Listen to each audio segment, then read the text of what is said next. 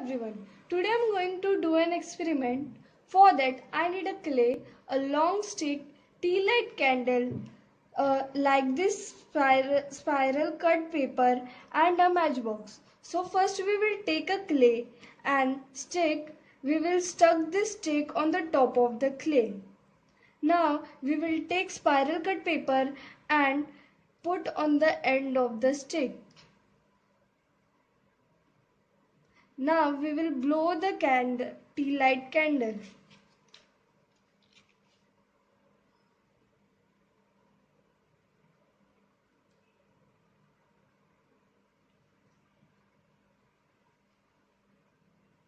You can see that it's moving.